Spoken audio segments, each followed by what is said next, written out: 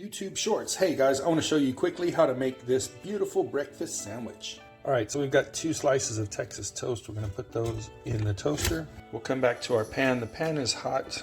Put down our ring mold butter.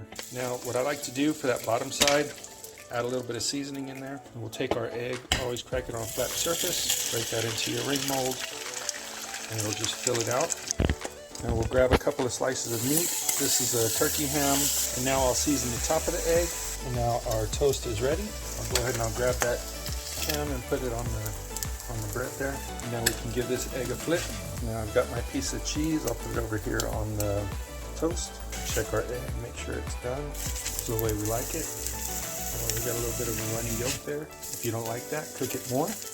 If you like it, leave it the way it is, and place that right onto your sandwich.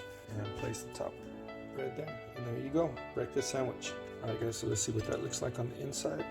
Oh man, doesn't that look delicious?